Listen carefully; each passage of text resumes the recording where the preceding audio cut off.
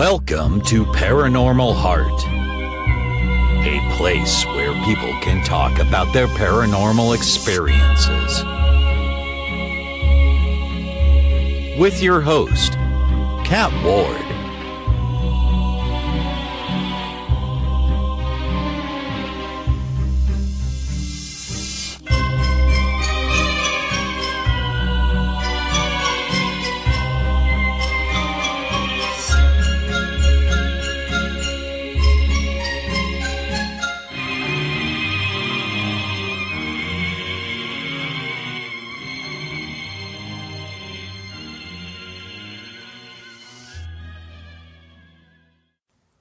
Welcome to episode 8 of Paranormal Heart. I'm your host, Kat Ward. Before I get to my next guest, I'd like to tell you where you can find the show first. You can find me on Podbean, YouTube under Paranormal Heart, as well as Conflict Radio, iTunes, Stitcher, TuneIn, and I'm now happy to say you can find me on Black Swamp Digital Radio every Saturday at 8 p.m. So folks, my next guest is an expert in high-stakes safety decisions.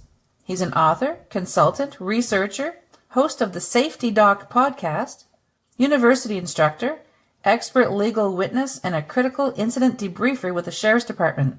He focuses on removing the rhetoric from mainstream news and helps people understand how to be safer in their environment.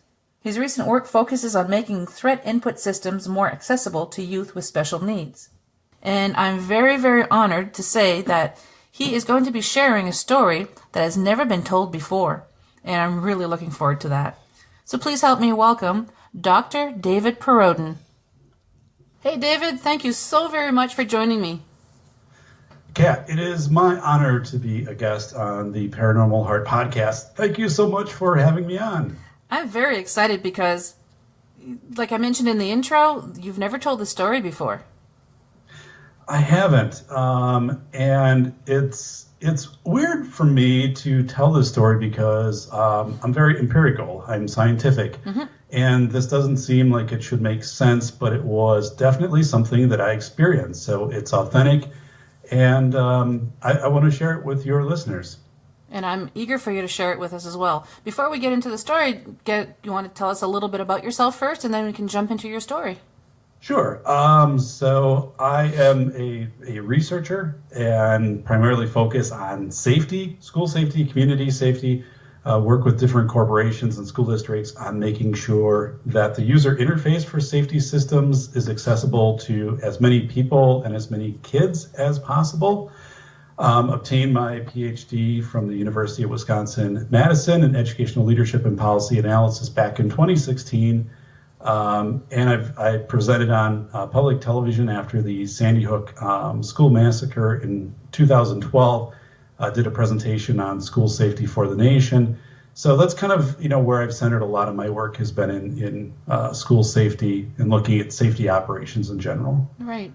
Sounds very, very like you're a very busy man. Yeah, there's a lot happening, obviously in the safety world in different realms. I talk about agency and purpose, personal safety, and then actual, physical safety, how to stay safe in buildings and different situations and during hurricanes and all of that kind of stuff. Yeah. I haven't listened to every episode, but I have listened to some of them. And I think my favorite so far is the first responder.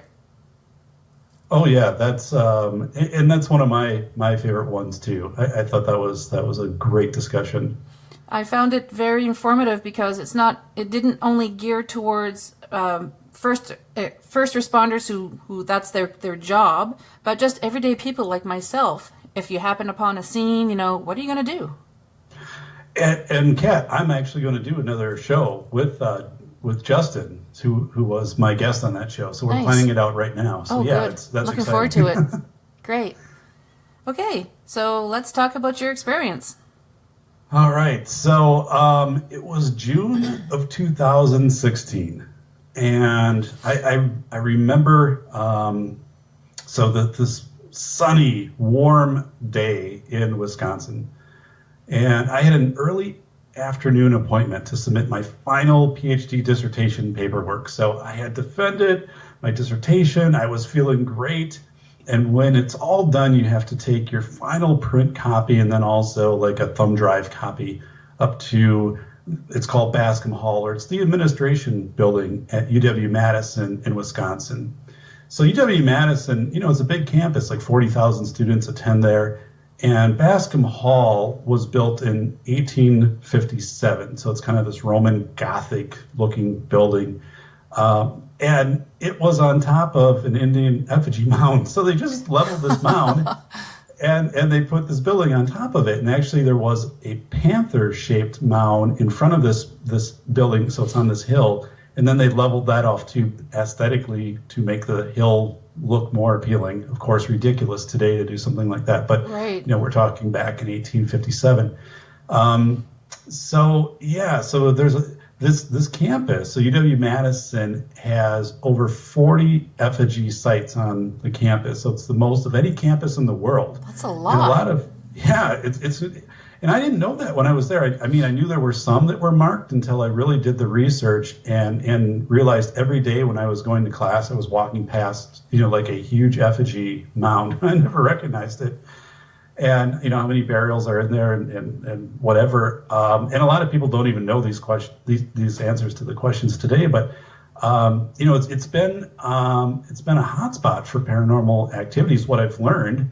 And I never, I didn't think about that. I didn't know about that when I came into this situation. So anyway, I get the dissertation, defend it, and I need to go up to Bascom Hall. Again, this one of the original buildings, 1857, on top of this hill and on top of this Indian mound, which was leveled off.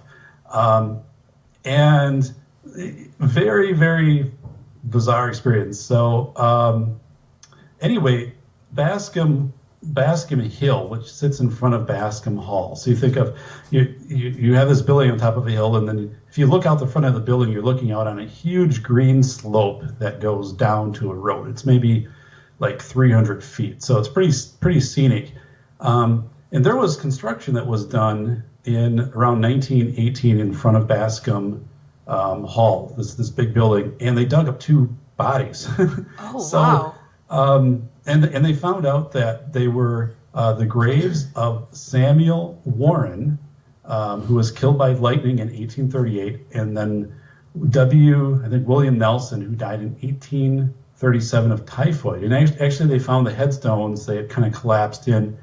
And the reason for that was the hill was one of the first cemeteries in Madison, Wisconsin. So that was discovered, and they relocated other bodies. But, these things I think are pretty iffy. Like if you don't know where the bodies really are, right. and it's a mix of Native American bodies and white settlers, I'm guessing there's still quite a few bodies on the hill. If things wouldn't be logged like they are today. No. So they actually reinterred these 2 bodies, and then they put markers. And people don't know that these they're there. They're small brass markers indicating that the 2 men have been reinterred in front of the building. And then, just a little more history on the building itself. It had a dome, and the dome caught fire on October 10th, 1916. And it actually collapsed into like this big pool of water, which was inside that they used to provide water on campus at that right. time. And it extinguished itself, but they never knew the cause of it. So just kind of some strange history of the building and the site. So I think we can identify that, there's some things that are really charged about this location in history. So I had some, here's the things I want to talk about that I encountered that day in June.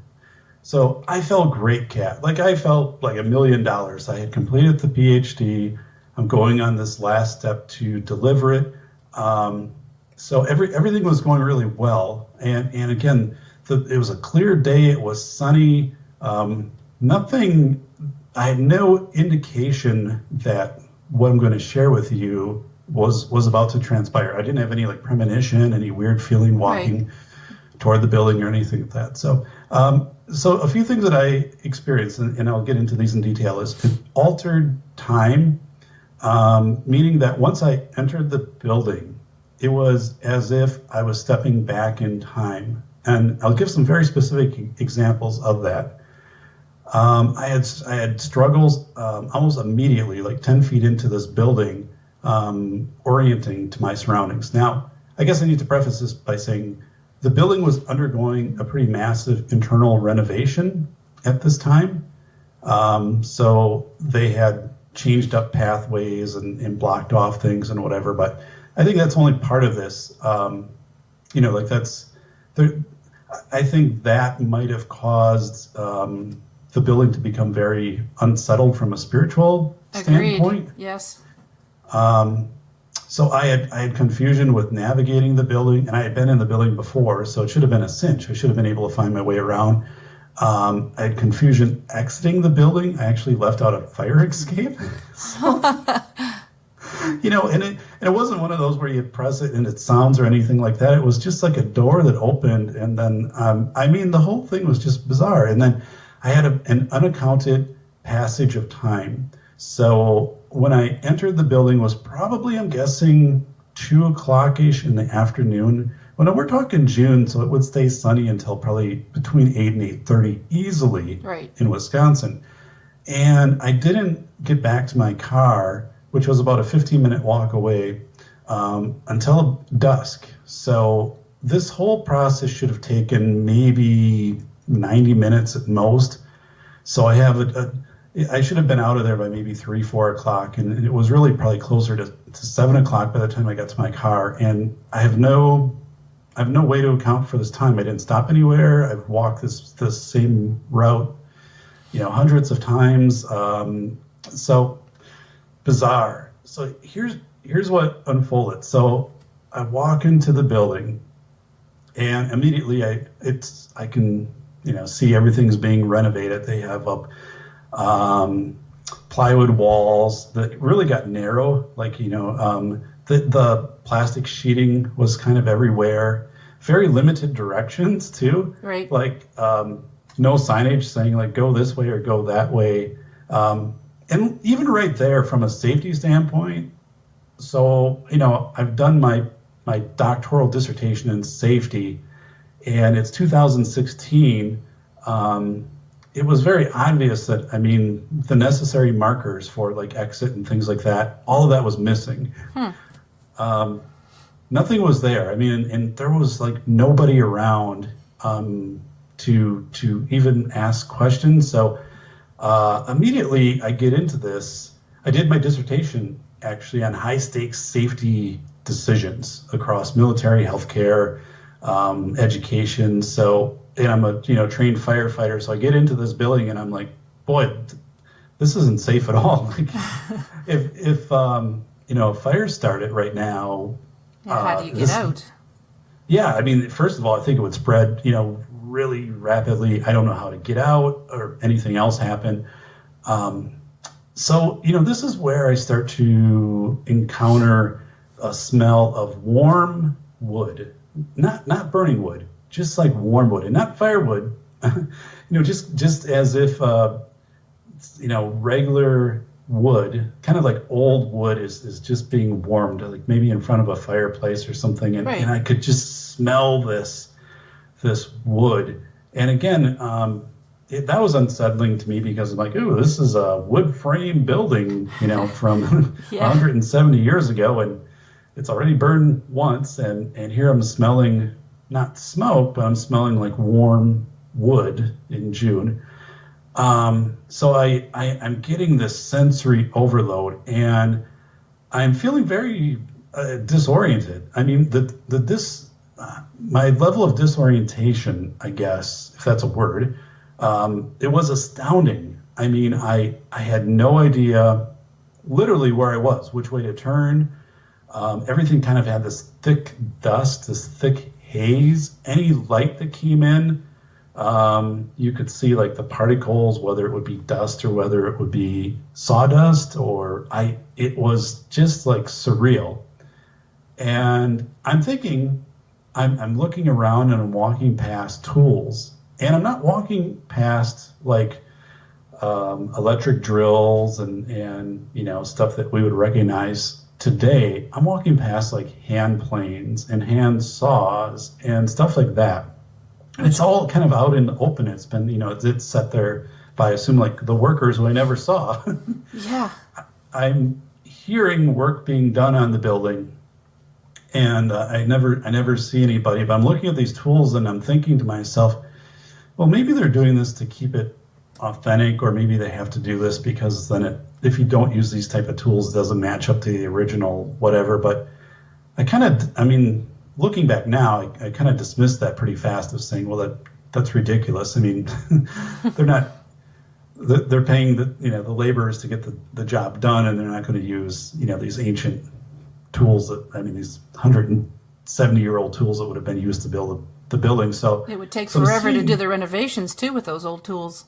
Yeah. So and the fact that they're out there, like I could have taken these things, and the more I'm into the building, like the less I'm in connection with anything that I recognize, and even like the plastic sheeting starts to give way to just like boarded up doors and things like that. Of you can't get in this way. I couldn't go up the stairway; that was completely blocked off. I had no idea where the elevator was. So I'm on the first floor, and I have to get, I think, to the second floor. It might have been third floor, and I had an appointment. So I'm kind of getting nervous because like there was a time scheduled I needed to be up and meet with this person who basically would check me out of the program. I would make sure everything was formatted correctly. I had done everything I needed to do and say, okay, you're all set. So I'm getting nervous. And again, I'm looking around me, and it is as if this renovation is occurring like in 1898. And I say that because the building was renovated, the interior of the building was renovated in 1898. And when I'm there, in 2016, I don't know what this is called, if this is like going through hypothetically a portal, or if it's like a past experience infringing on current life. But I would say it was much more 1898 by far than it was 2016. Does that make any sense? Yeah, to me, because you had the smells and everything, it's almost like you were actually there. Well, here's another part that comes in. A man comes out he's formally dressed, and I don't know where he comes out of, and he approaches me, and he's exuberant. He's very excited and very positive, and reminds me of like a train conductor on the old movies when you'd see a train conductor, or even like the kids movie The Polar Express or something like that. He kind of was dressed. Now again, we're talking June, and it's it's warm outside, and so he's not wearing a polo shirt or anything like that. He's formally dressed, and that's another part that threw me, because it was more of like what you would see, again, probably in like an 1898. Right. Had you ever seen anyone else dressed in that kind of garb, or was he the only one? He was the only one. And yeah, he approached me. He had this big smile, but I remember, I'm like, wow, this is like, you don't seem to fit here. And also kind of the mannerisms, how should I say, just this cordial exchange that we had seemed a little misplaced. I remember we didn't talk about anything that was modern. He was talking to me a little bit, and he said, I imagine you're lost. And I said, yeah, I'm trying to get up to second floor. And he said, I can help you. And so he goes with me to an elevator, which is behind this kind of, I think it was either sheeted off by plastic or by like a tarp or something like that. And so we get into this elevator. So then the tarp kind of he pulls it back, and we go in, and then like it goes back. So I'm like, that just seemed weird too. And we get in this elevator, and he's striking up some conversation with me, and he says, yeah, today's my last day here, and then I'm moving south. And I remember this discussion, and I'm like, oh, and didn't say where he was going, just had said that. But if I take him in isolation, I mean, he could have easily been, put in a picture, again, that was from a much earlier time. I mean, and he would have fit. And again, I'm thinking this whole discussion that we had was more, it was just really weird. I don't know. I mean, we got up to the second floor, the door opens, and I walk out into the hallway, and it's kind of similar to the first floor. I don't really know where things are at. And I said, I have to find whatever room. And he said, well, it's just down the hall. Like, that's where the room is. So I start to walk, and he stops me. He said, well, you won't find it unless I take you there. I'm thinking, well, really? Like, I mean, okay, I guess, I mean, it's not as involved as the first floor, but again, it has this really weird feel to it. And he takes me to this door, and the top, so it's a door where it splits horizontally in the middle. And the top of the door opens inward, and then there's a lady who I have this appointment with. I don't know who she is. I mean, I had made the appointment, and then she asked me if I was David, and I said yes. And I turned to thank this man for helping me to get there, and he's gone. And I'm like, well, I can see, 25 feet in any direction, and I don't know where this guy went. I didn't hear him walk away. I mean, I looked to where the elevator, was, where we had walked. I didn't see any indication he had gone that way. So this formal man who is there, and then he's not there, really bizarre. And it's like the lady didn't even recognize that he was there. Like, it's not that she looked out and saw him, and I didn't say anything like, who was this guy? But so it was so strange. So I go in to meet with this lady in this very small room, and the only thing that is modern in this room is this huge computer monitor, and then I give her and it has green walls. It was really a weird thing too. We're sitting in wooden chairs, and she's also very, very happy and like over the top, kind of excited that I'm there. And she said, well, you've made your appointment and things like that. And so I knew, like, from a time point, like at that, I was on time, like right there, like right. I apparently was. And this was supposed to be a pretty detailed process. Like, I did a lot of work ahead of time required by the university. It was supposed to be an exit interview, and there were a lot of things you were supposed to go through. And she brought up my dissertation on this big monitor, and we're both like squeezed into this little room in these chairs looking at my dissertation. And she scrolls through some pages, and she says, yeah, this looks great. Like, you're formatting. So, she signed something and said, you're all set. And I'm like, just like that. I'm like, okay. I was expecting, that this would be different, but that was fine.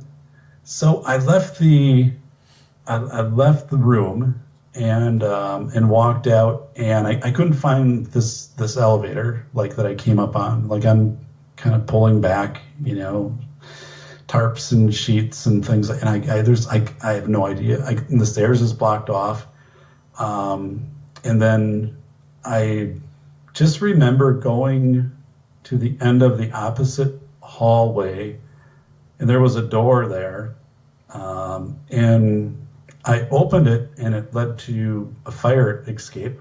And I was like, well, on the other side of the building, like, so it would have been quite a distance too, from like where at the point I actually came in to where this fire escape was. I don't remember traversing that much distance in the building, like at all. Right. And then there isn't any alarm like the modern things where it says press this and alarm will sound. It was just a door. And, so I walk out and I go on the fire escape and go down and leave. I mean, because it works for me. And I walk back to my vehicle, which is in a parking ramp, about at most a 15-minute walk. And there was nothing, no place that I stopped. And I don't remember anything, Kat, about the walk back. Like, I don't remember looking back at the building. I don't remember any people that I passed. I don't remember cars on the road. But I remember getting to my vehicle, and I'm like, wow, like, it's dusk. Like, it is late. And, I think I'm sure I have the slip yet from when I checked out of the parking ramp, but from the time that I arrived to the time that I left, a solid probably 4 to 5 hours passed versus what in reality at most should have been 90 minutes. Wow. And that's even stretching it, like if it would have been that long, because I know I arrived like, probably 20 minutes early for the meeting and got up there, and then I was on time according to this lady, and then that was 15, 20 minutes at most, and then I left, and all of a sudden, it's kind of this dusk, and I drive home, and the whole thing just never registered to me, like, where did this time go? And so, yeah, I didn't have any feelings of dread. I didn't have feelings of anxiety. I didn't have feelings of really what had happened until maybe, I don't know, a day or two later when I started to think back of all of these things that completely didn't make sense from a very analytical mind of, like, well, first of all, when I was inside that building, like, there's no way they would have had this thing so difficult to navigate, like, not in 2016, not in this wood framed building. And why did I see these tools, and what was this guy all about? Because I mean, he was like a character off of a set from an old time movie. And what was the whole personality thing about? I mean, it was, I just remember it was cool, but I'm like, it didn't fit the context of 2016. And then what was this message of telling me that it's his last day, but like, it wasn't the last day on campus. See, that's another thing. And it was, so I don't know, it was like a June 5th or 7th or something. So it didn't make sense for that to be like a last day. I think it was like a Wednesday too, or something like that. I mean, so I don't know. There were all these little pieces where I'm like, and this discussion, and the elevator ride was like, 2 floors at most. I mean, I think the building's only 3 stories tall, but that took a long time. Like, I remember we talked about a lot in the elevator, much more though. I mean, than that ride should have taken 30 seconds at most. And I just remember we engaged in a lot of discourse. But nothing was like, he wasn't asking me about my dissertation or anything like that. It was, but yeah, this gentleman, and then he takes me down this hallway. The whole thing with the lady was mysterious. The fact that I exit the building through this exit, which I don't think should have been there. I mean, I guess, Kat, maybe it was appropriate for 1898. It wasn't appropriate for 2016. Right. It's interesting how he said that he was going to guide you down the hall to show you where the door was because you wouldn't be able to find it. Almost like you were maybe in a different dimension, and unless he was with you, you would never find it and you'd be wandering forever. It was like that. And the hallway was a pretty wide hallway. Now, granted, I mean, there was construction obviously going on both sides of it, but it was almost like videos you would see of when people go into abandoned properties, or here's an abandoned train station or something like that, and they're showing that it almost felt more like you're walking through an abandoned, weathered place than something that was undergoing construction. And yeah, he was just determined. I mean, he was like, no, you won't find it unless I show you where it is. And again, I mean, it was up, I don't know, 25, 30 feet, and then it was on my left, and I think the numbers were up above it. But again, the numbers too weren't like modern. There wasn't a modern plate, like you'd have outside of a door saying this is the office of whatever. I think it was just like, room 222 in bronze, numerals that were nailed up above this wooden door. I mean, the split door, which is original to the building, I have to assume. And yeah, he takes me down. It's a very comfortable. I'm like, yeah, this is cool. Thanks. I'm thinking, and then he's gone. And the fact that I get out of this and I'm thinking, well, I'll just take the same way out that I came in. I mean, yeah. I And you can't find the same way that you came. Well, I couldn't. It was gone. I'm pulling back tarps and I'm kind of looking, and no one's there. I'm hearing work being done in the building. I'm still here smelling. And another thing with having the firefighter background is the fact that there was this dust in the air. Dust is highly explosive. So like grain explosions, granaries and things like that, very, very common in, even nowadays, but especially in the old days, that there would be these ignitions of this dust, and it would blow up these, grain mills and things like that. So I'm thinking, like this whole filtration thing I don't see any filtration and whatever, and I'm hearing saws, I'm smelling wood, but yet, I come out, there's not like a speck of sawdust on me or on the bottom of my shoes. And I mean, I'm not. That's amazing. I should have been. That was something too. Like walking out of there, I was thinking, I'm going to be filthy. Like this is clothes are going to be a mess. My hair and all of that. And I was like, I walked out and everything was fine. I guess. I mean, so yeah, for me to tell the story, I wanted to tell it, and it's exciting because I guess to me this is completely authentic, and I believe it's also authenticated by the timestamp of when I entered the garage and when I exited the parking garage. Right, so that document. And I do still have that because that was claimed on taxes because I had my itemized taxes. So actually that document I still have. So that isn't in dispute, the time that I entered and the time that I exited. So that brings up more questions in my mind of like, what exactly did happen during these, 5-6 hours. Yeah, where the heck did you go?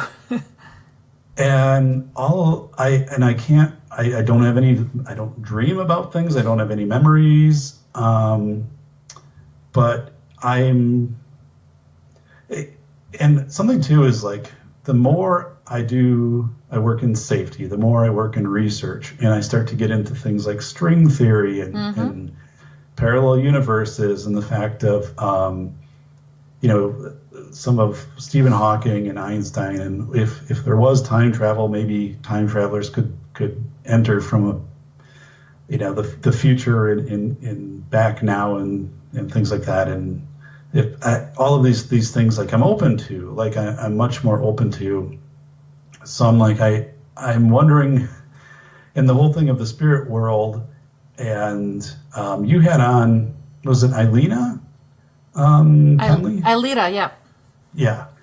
So I listened to that interview, loved it, listened to her on some other shows also, was very impressed. And, where I'm thinking if she was there, she'd be able to say, like, this is exactly what's happening, David. Like, this is exactly what, there's a portal, or there's been a disturbance to the burial site, and this had been here since, they said ancient times. I did some research that these burial mounds have been there since the time of the Egyptian pyramids. They were basically about the same time frame.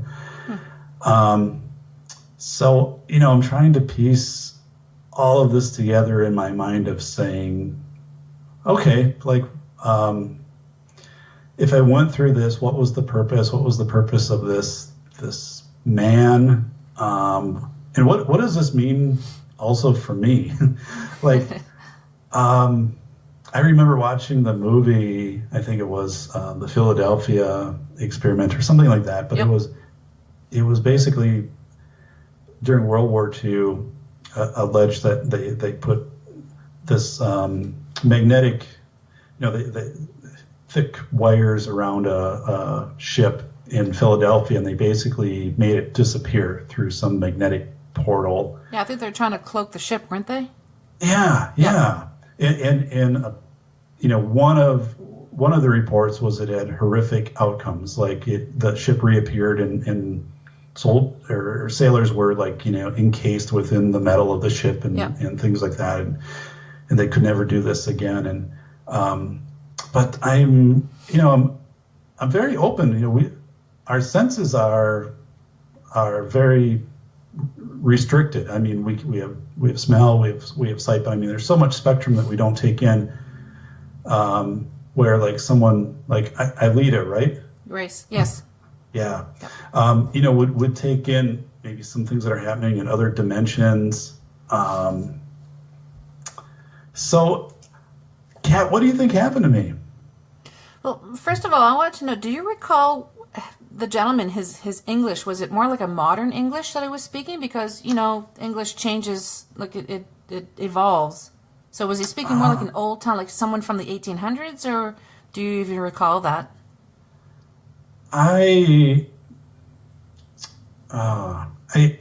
He was pretty formal, and I would say his vernacular was probably more. I would place him more 1898 than 2016. Right. I mean, even too, like I remember there was no reference to anything like the dissertation or like a thumb drive or anything, or even like the elevator. I don't know. It just seemed like a odd experience, like as he's in there and he's kind of like figuring this out as we're talking. But yeah, I would think the vernacular, how he was talking to me, represented probably more closely, what somebody with attending college, that was educated in the Midwest, more turn of the century. Yeah, it sounds to me like you said there's about 40 still there of the effigies on the campus, or?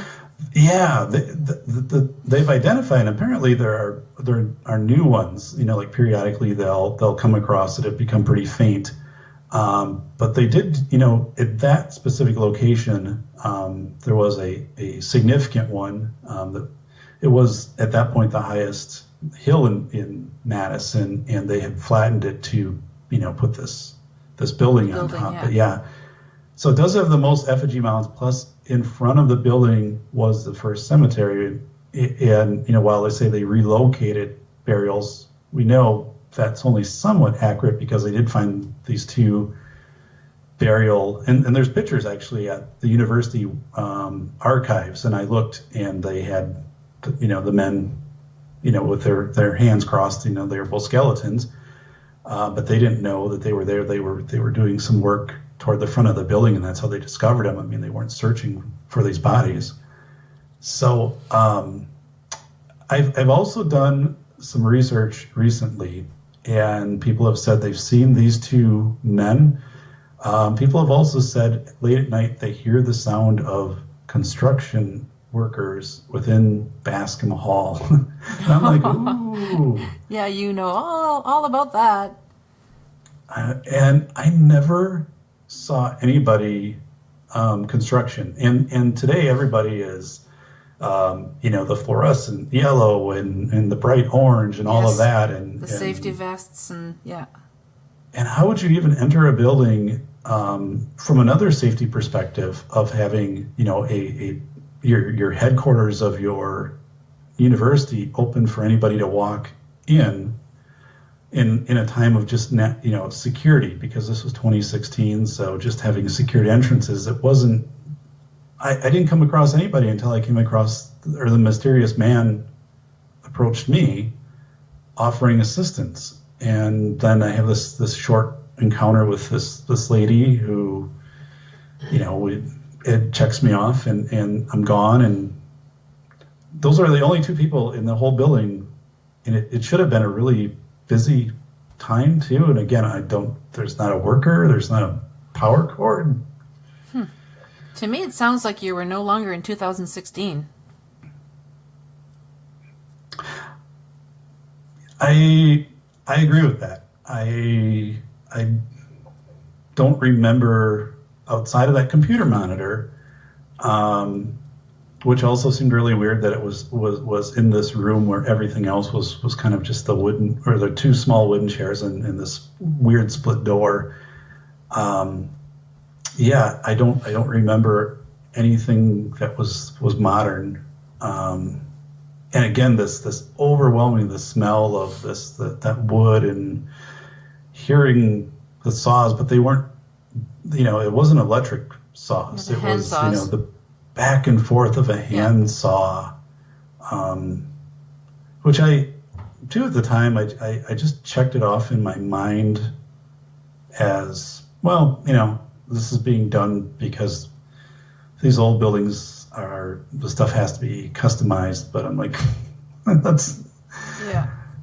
I don't know. My mind quickly, I think I think my mind just didn't want to accept what was going on, and just quickly rationalized it. And maybe there was enough there that was familiar that I didn't go into like a panic mode, or like almost like a thought of chaos or something like that. But the whole thing was just like, it was odd. It wasn't normal. But at the same time, I felt totally like everything would work out. I wasn't panicked. Even like when I left the building, or I left that office and then I couldn't find my way out, I was just thinking, David, come on, get it together, man. What's the deal here? Because you'd think if there was that much construction, first of all, they wouldn't have anyone going into that building because it's too dangerous. But if they would, you'd think they would have clearly marked your route to where you're supposed to go, because, it's not safe with all the construction. I completely agree. And that was baffling to me. I mean, I'm looking for anything that's a marker, anything that's signage, and even, portable signage, and nothing exists. Which it was, again, baffling to me, Kat, because from a safety perspective, in 2016, I don't even know with OSHA requirements why that wouldn't be permitted. I just got done doing a study, like I'm an expert on this stuff, and I'm like walking certain codes and everything that has to be followed, and and I'm walking into this this main primary building on a massive campus, and nothing is logical.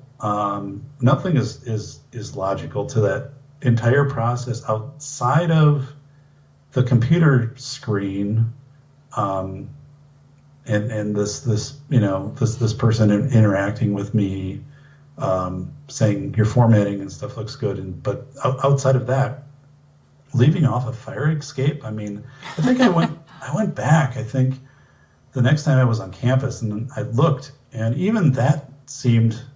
I looked at that fire escape, and it seemed really weird that I was even able to do that. Like, I looked at it from the outside. Mm-hmm. I didn't go back in the building, but I did look at it. I walked around, the building.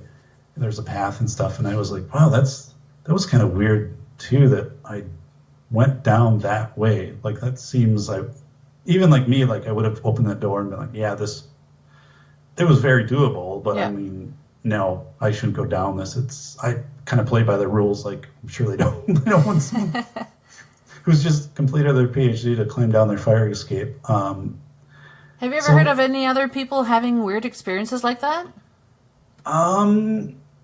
Through the various articles I've read online recently. So, just we're talking maybe like the last week as I started to get more information for the show, right. Like the history of the building and things. People saying that they have seen apparitions, have seen, there was a family from, I want to say China, and they were touring that building, and one of the family members urged the others to quickly leave, and then once they exited, had told them that he or she had seen an apparition or a spirit right. Watching them, and that's why they had left. People have taken photographs and have had apparitions appear in photographs above where the two men would have been buried or reburied, I guess. But then again, we're talking that whole thing is a at one time, was an effigy mound, and then also did have that panther effigy mound in front of it, which was destroyed. So there's been some of that, and it's been kind of like this well-known, long-time thing per the articles I've read of the sounds in Bascom Hall, and actually that whole area, which is Bascom Hill, of sightings of bizarre things showing up in pictures of mediums, getting the sense of spirits. And I think I read an article too where someone was claiming that there were many portals in areas on the hill. Now that I don't know much about, but this was someone that was identifying that there were several active portals. So yeah, it's definitely it's a hot well spot. known in the lore. But yeah, I never knew about it when I was down there, and it's nothing that would have made me nervous, I guess, either. Mm-hmm. I mean, and this was during the day. Again, we're talking, maybe 2:00. So in sun, full sun. This isn't like a stormy day where there's, this electromagnetic event that's going on also, or something like that. So yeah, it definitely is a hot spot, and because the whole campus is a hot spot. Too, that's been pretty well documented. This building I'm describing is located just up from what's called the Science Building, which has 3-foot thick brick or stone walls. It was one of the first fireproof 3-story buildings. I don't know when that was put up, 1870 or something like that, because the previous one had burned down. But that's where that was the medical school up until like the 50s. So they would have many bodies there also. So that building is said to, have its own energy that goes with it. I've never encountered any. Haven't encountered anything in that building. When I walk by it or anything like that, I mean, it does look very, Gothic and things like that. But it was, again, what I grapple with probably the most in this would be the passage of time that I can't account for. It was totally, it totally was nonsensical in every aspect for that to happen. I mean, yeah. I would love to go to that campus. Just to investigate it for a few days. Yeah, people also have identified through EVPs and other, measures, activity on campus, and a lot of it has been centered again to that area. And yeah, it is. So it's hard with an empirical mind. I mean, because I need to be scientific in my work. Yes. to say to somebody, by the way, this happened to me, like I experienced this, and I didn't say anything because I don't know. I mean, it didn't fit the narrative of like what who's going to really believe that. But then again, I do have some evidence to substantiate this time that I can't account for, which I think strongly contributes to what I'm telling you. And then, this whole history of the building and the fact of, I do this research later and people are saying, oh yeah, we've heard late at night construction tools from, years gone by and things like that, people doing construction in the building. I'm like, oh my goodness. And I can orient myself anywhere. Like I know, I run at night. Oh. It's, completely dark or the moon's not. I know where I am. I mean, no matter where I'm at, I can say that's east, west, north, south. Very aware of your surroundings. Yeah, and that's part of my training too, is situational awareness and environmental awareness. And the fact that in 10 feet, I was completely lost. Like I wouldn't have been able, one of the things in safety, numerous studies have indicated that people will try to exit a building the same way they came in when there's an emergency situation. So if people enter a theater and there's an exit sign to their left, like 10 feet away, and there's a fire in the theater or something like that. Instead of going out that exit, they'll try to weave their way all the way back through where they bought the ticket and through the front door that they came in, because that's what they're familiar with. And people are so ingrained with, I leave the way that I came in. Right. And for me, when I was 60 seconds into the building, that option was gone for me.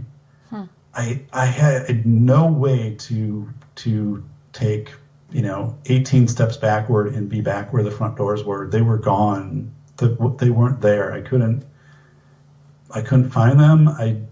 So I just kept going forward, but forward was I didn't know where I was going. I'm going through these weird narrow passages. I'm also seeing the blocking off of doors and stuff in a way that seems very crude to what would be done in a modern way. Like I'm seeing wood nailed over these doorways. Huh. I'm thinking too, that's pretty damaging to a historical structure to do that. I mean, isn't there a yellow safety tape you could do, or a piece of, cardboard that, whatever, and nothing had color. That was the other part. I remember very distinctly that light.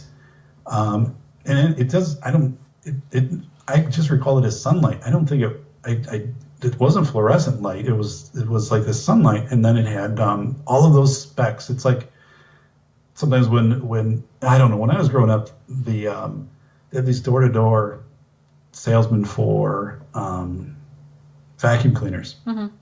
And I remember once this one came to our house and took out the spotlight and was shining it through the house, and it would show the dust that was naturally in the house. Yes. And it was like that. It was like that, except even more opaque, more thick. So that was all around me. I'm almost swimming through this stuff. It's just encapsulating me. And I'm just hearing the tools. I'm hearing the workers. I'm not seeing anything. I don't know where I'm at. And again, from where the exit was, that fire escape to the entrance, it should have been a lot of, I should have had to traverse a lot of territory to get there. And I don't remember, again, that at all. to me, like, it seems I only went in the building so far, and then that mystery man helped me find this elevator. We somehow got up to whatever floor I needed to go to. He takes me to this room, and then I walk 25 feet to this door and open it up, and there's this fire escape, and I'm gone. And the layout of the building, it's a large building, it just doesn't make sense either that it could have happened that way. Do you recall having any feelings of dizziness or headaches or just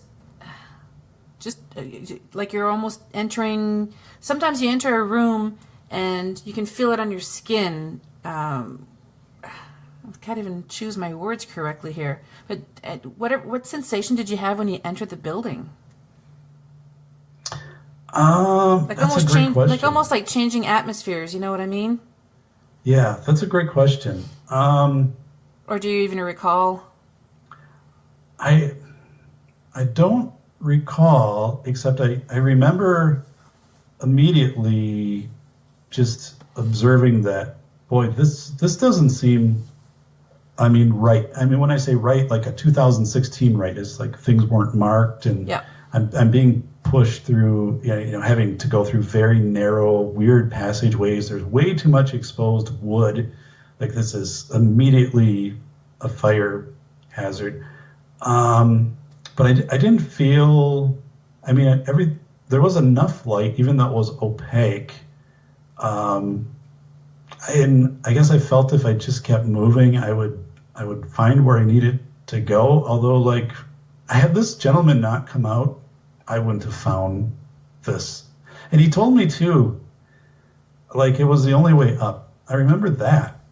And I'm like, an elevator, well, how do you get out of here? This can't be right, though. Like, there's got to be stairs, right? Because yeah. You can't, but the stairs were boarded off. And that was another part that really baffled me, because I'm thinking, well, then everything's got to be shut down. They can't have people up there because obviously it's not per code if there's a fire. But I remember he said this was the only way up. And I'm like, oh.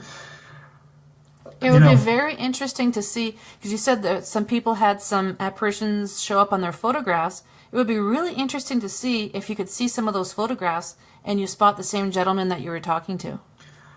Yeah, I wasn't able to find any through an online search, so these have been referenced in articles that people have taken these pictures. And I haven't been able to find also the images of the two gentlemen that were buried in front of the building, because one of them was a worker at the Capitol, although, like, I wouldn't expect the formal dress. Like, this, to me, this would have had to have been someone who was affiliated with the university, like maybe back at that time in more of a professor or administration type role. That building was kind of like everything when the university first started. Like, the students would stay there, all the administration was there, the classes were all taught there. So to me, this has to be somebody, that would be very interesting to go through, like, archives of photos of, people who would have worked in the building. Because I have those anywhere.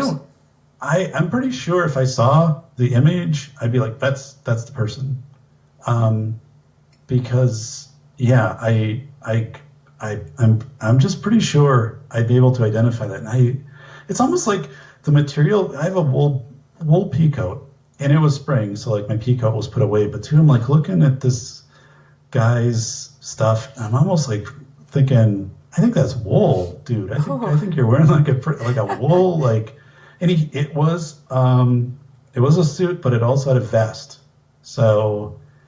And yeah, so I'm looking at that, and I'm just thinking, either this guy's a really sharp dresser. I'm like, that's a cool look, Not a lot of people can pull that off. But you do. Especially, yeah, for someone who's manifesting from another era. But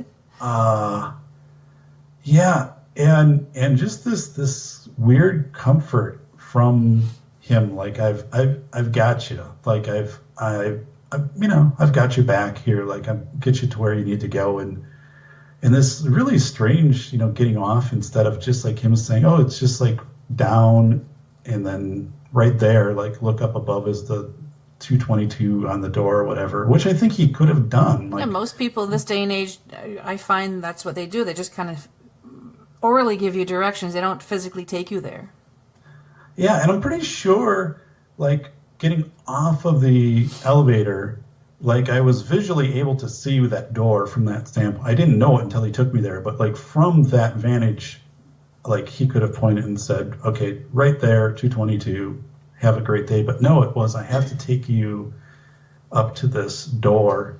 Now, this whole split door thing, too, it was, I never went back, and maybe it is that way genuinely, but I'm like, it made no sense to me either, like why a door like that would exist today. Like, I'm like, this was just weird. Why would you have this door? If ever you go back to the building, you have to let me know. I'm going to go back. I mean, because I periodically, return to campus, and I'm going to go through the building, and I'm going to go through my notes and document the room that I needed to go to, and really do some serious objective observation of, like, how long did it take me to get from here to here, and try to account for some of that. But I guess, Kat, one of the things, have you heard of experiences like this before in your research, or people sharing things? And if so, like, one of the things I think about more is there something I'm thinking either one of two things maybe happened, like, because all this activity was happening in the building, and it was unsettling to that whole environment, which had already gone through some substantial damage, with the leveling of the mounds and the ripping out of people from burial sites, or the forgetting of people in sites and things like that, the settlers. So either that was disrupted and I'm in the midst of all of that, or was this like just something that I'm more receptive to? Because I don't remember any other time in my life when I've had any encounter, any observation. I've never taken a photo and had something show up in it, which I've questioned. But I mean, here I'm like, this is massive. I mean, this is literally walking into another time, losing hours, meeting people that again, this really weird. Why would somebody tell you, it's my last day, and I'm in some of these vague things, and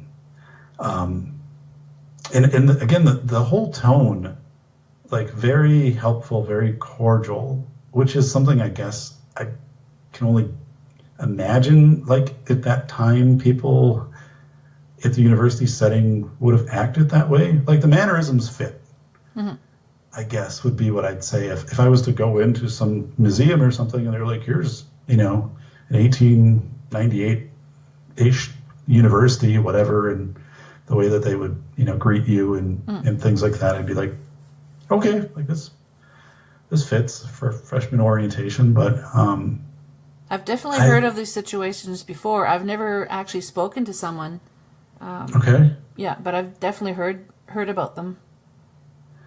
So what do you think? I guess happened? I definitely think, and I'm no pro, I'm no expert on this, but I definitely think because it's a hot spot to begin with all those effigies, and with the construction, just kind of stirred things up, and there's all that energy, and I firmly believe that you did step into some form of a portal. Okay. The research I've done, I kind of brings me to that point too, of like just stepping into the setting, but in a different place and time. And again, even as I say this, like the words sound weird to say. Like I'm measuring the words as I say this because I'm like, well, come on, you're a researcher, like all of this and whatever. There's no way this really happened. But then again, I can pull out a parking slip that has 4 to 5 hours, which totally are unaccounted for. Yeah. So I'm like, okay, I've had that, and again, I don't know. I'm interested to go back. I don't have any hesitation to walk into the building. I don't feel it was a bad experience. Like I'm not freaking out. Except the fact that it was, again, very vivid, and just so many things don't fit a narrative. And then also for me, like, how has this changed me? I guess I don't have an answer to that. I don't even know where to examine something like that. Yeah, nothing to reference it with. No, I don't know if this subtly or overtly reveals some perception that maybe exists that I can access a little more, that, or also is there some lasting consequence, or negative or positive, of something like this on a person? Again, we go back to that Philadelphia experiment. Mm-hmm. If that was authentic, then what were the effects on the people that were subjected to that? So I'm kind of wondering. But again, nobody was out to harm me or anything like that. I mean, I didn't see any red eyes staring at me or anybody threatening me or anything like that. But kind of makes me. Go ahead. Yeah. No, go ahead. Well, I said I had this strange feeling, though. The whole time I was there, like, I was very, very alert for any signs of, like, smoke or fire. Like, that's probably part due to training. Part of your training, yeah. I think also the setting, though, was just like, one of the things you always know your exit no matter where you're at, and whether you're in a crowd or something like that. I mean, it's natural for people, and I had no physical awareness of my exit. I didn't know that thing down at the end of the hall was an exit. I thought that might lead me into. I was just kind of testing. I mean, there was no one there to say don't try that door. Yeah. And it just happened to be the door that led me out of the building. So makes me wonder if that gentleman was like a guardian, and there would be like a portal that was open for a brief time, and it was getting ready to shut, and he's there to make sure that no one's getting lost. It totally makes sense to me, Kat. He seemed very, like I said, his role seemed much more of a like conductor on a train, someone who is there to account for people. I guess I had more of a feeling of that from him than someone who is a business person walking out of a business office, just happened to see me, go by. And then, it was much more of this person that was there with this purpose that was very centered to me. And again, when we got off the elevator, of taking me directly to this door, and then, he's gone, and that shouldn't have been. I mean, there wasn't enough time passage. You would have heard the footsteps too. The footsteps. I mean, the guy didn't run off on me, and so yeah. So you're right. I think somehow he was placed there, and it's almost like he knew me. I mean, he didn't know my name, but it was very familial, I guess. Like it'd be someone like maybe you would have had as a professor or something like that. I mean, and again, first encounter with this person ever, but it was like someone I felt really comfortable, like, and like it just seemed like really easygoing and like was very. But yeah, it was weird when we got off the elevator. I'm kind of like, dude, I got it from here. I got it. Yeah. Nope, you'll trust me, and so. Did you have any physical contact, like shaking hands, or how sometimes? I think I did. Yeah? I think I did. I'm pretty sure. Like that's kind of my how I would do things. I'm pretty sure I shook a hand. Mm-hmm. I'm almost positive. I think I did that with him. And again, we did have this whole dialogue, which I know, again, reflecting back on it was way too long for the amount of time that we would have theoretically had together. And that this dialogue too was very much, nothing was current. Not that it was like talking about 1898, but I mean, it was a dialogue that would have fit into 1898. And so it's amazing for me to have experienced this because I never thought that day. So, one of the things I know from my work in safety and also expert witness and things, if people anticipate things, they can perceive those things. For example, if somebody walks into a place that they expect to be haunted and it's Halloween and it's all foggy out and things like this, and they hear a creak, well, creaky noise, they're thinking that's a ghost. Yeah. But for me, I wasn't primed for any of that. I had no anticipation of anything. So that, that's ruled out. Like I didn't walk into the building expecting anything like that. If anything, I'm overjoyed. It's this beautiful sunny day and everything is just normal. And I walk in and instantly, boom, it flips. And, I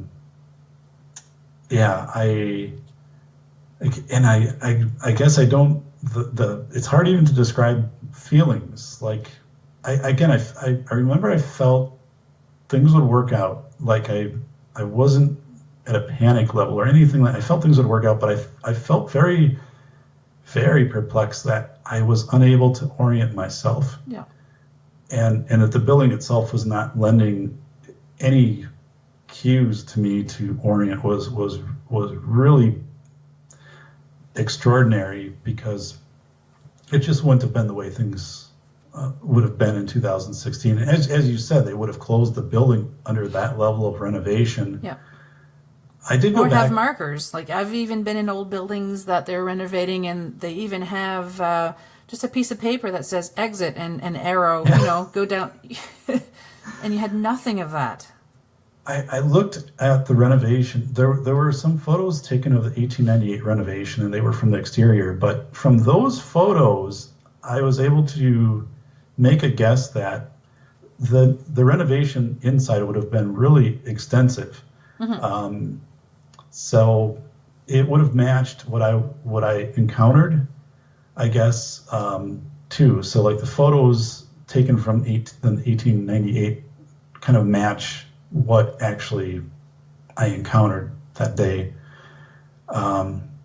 So yeah, as someone again who's very empirical, your show has helped me. It's helped open my mind. Oh, I'm good. I would say. I'm happy. And again, and the guest you've had, Ailita, and overall, Jim Mallard and his show and his guest, and listening and understanding. Yeah, there are many things out there which are beyond, I guess, what would be traditional objective science. But really, what is that? I mean, I'm not even sure what that means anymore. But this was a I'm glad it happened. Like I if anyone would say, Boy, that sounds like that was a horrible thing to have have in your mind for the next 40 years of your life or whatever. I'd be like, well, no, it's not like that at all. I guess if anything, I would say I feel glad it happened, like glad I had that experience. And maybe at some point that experience is going to be something that I'm going to look back upon or has prepared me for something that's going to be a different experience in the future. I remember back, it was before that, but it was 2012. My dad came down and was going to help me trim my trees in my yard, which he had done every year. And he was here and was having chest pains and then started to sweat and, took him in on the couch, and then he's, having shortness of breath and obviously, the signs of a heart attack. Yeah. And, guy's physically fit and all of this. So call 911 and police arrive and the ambulance and things like that.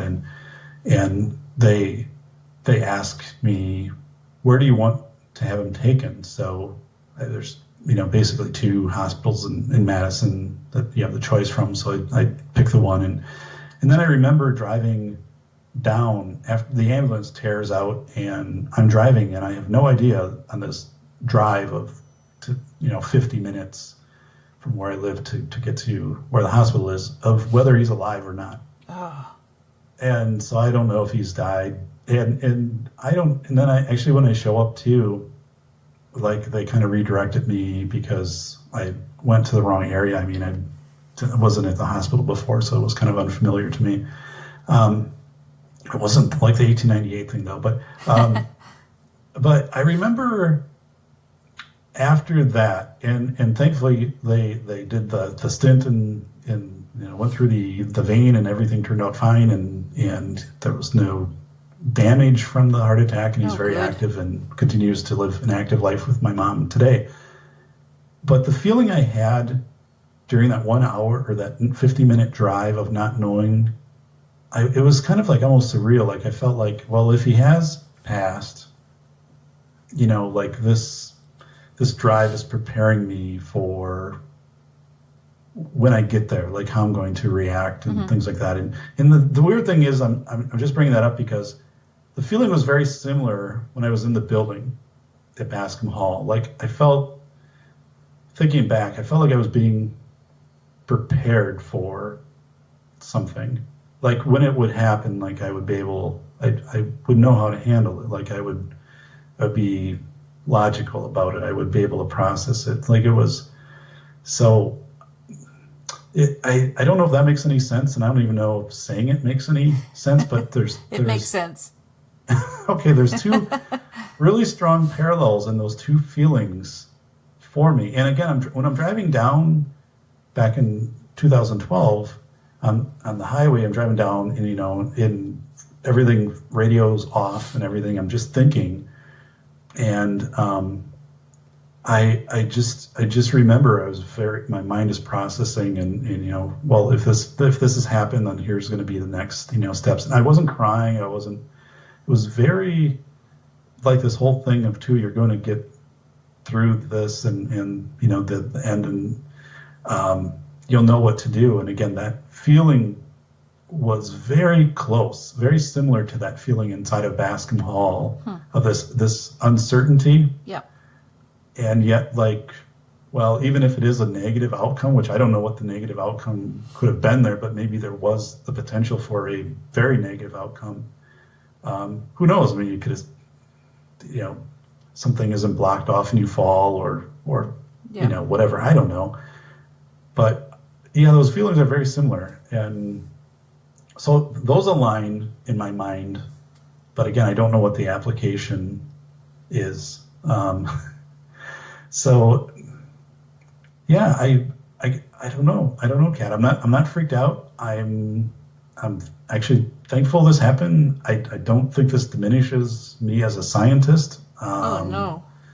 And maybe that was why I just didn't. I don't know if I wasn't. I don't know if I would say I was reluctant to talk about it as much as I just wrote it off in my mind, which is pretty. Most people normal. do that. Yeah, in events of chaotic events, like people at 9/11, I studied the events on Lower Manhattan during 9/11, and that was part of in my dissertation. But a lot of people don't remember. They get into such a state of chaos out of their Taurus. Their Taurus is your similar everyday thing of I get up and I know I'm going to kind of do this, and your days are similar. They're not the same, but they're similar. But something happens that moves you way outside of that, like 9/11. People just kind of operate in that mode, but then they don't really remember. They just kind of function. And too, it kind of felt like that's what I was doing. I got quickly moved out of my Taurus, 10 feet into the building, and then I just functioned. I did what I had to do. I kept looking for places. I kept whatever. But again, had this guy not come out and found me, and I don't remember him walking up to me. I really don't remember him. I don't remember a door opening and this guy comes out, and in back I'm seeing like the copy machine and stuff. I don't remember that. I just remember like all of a sudden in 1 or 2 steps he's there. And you might still be wandering the halls if it wasn't for him. I don't know how. I don't logically. If I had a pen and paper and I'm trying to sketch this out, I don't know where I would even draw. Like, here's the place I should have tried to get out, because I couldn't find where I came in from. And of course, this elevator, he has to like unveil this elevator to me, which makes no sense. So yeah, I don't know. But again, I'm thankful. Anybody who has any insight to this or anything you think of, and to add meaning to it, to add reflection. And I guess one of the things I wanted to do too, Kat, is to encourage people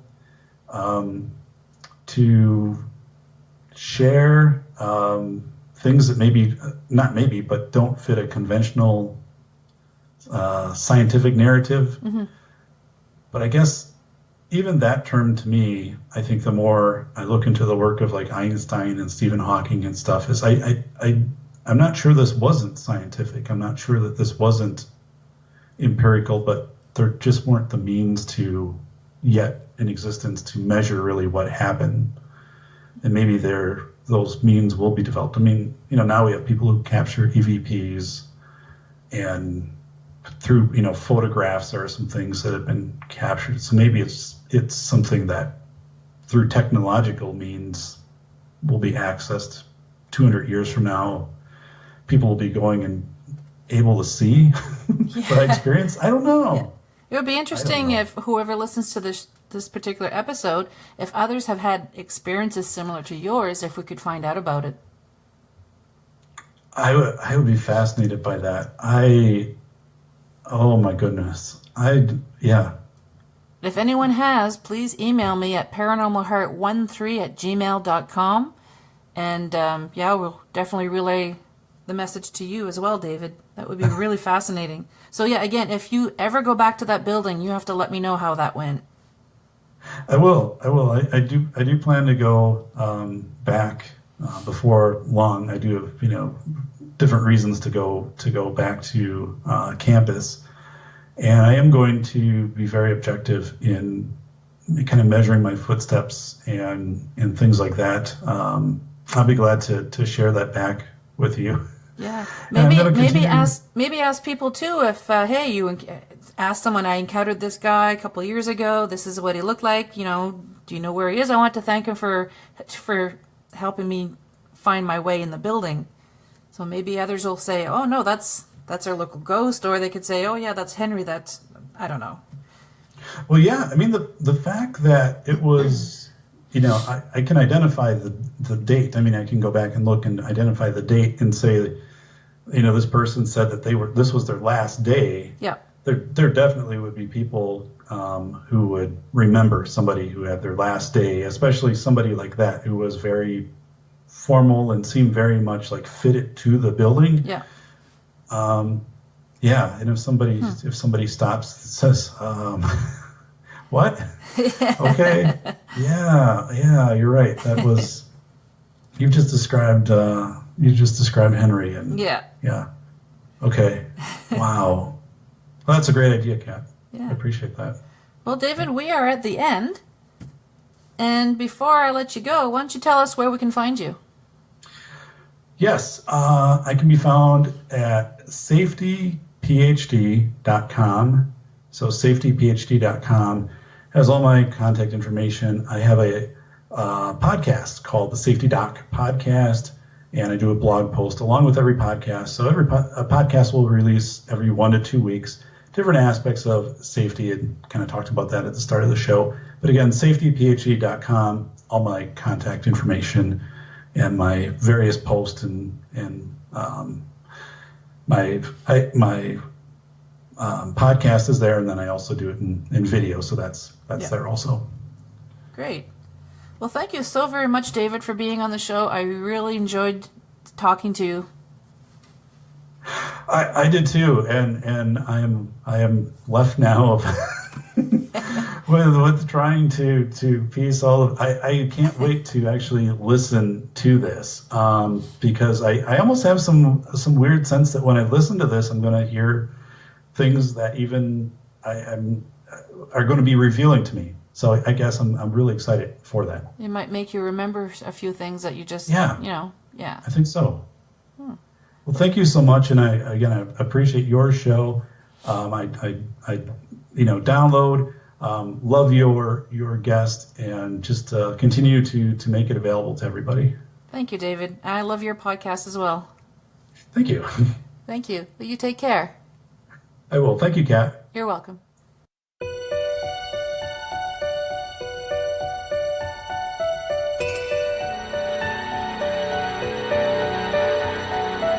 Well, we've made it to the end of another episode. Thanks so much for listening. Until next time, take care of each other. And if you'd like to be on the show or have questions or comments, just drop me an email, paranormalheart13@gmail.com.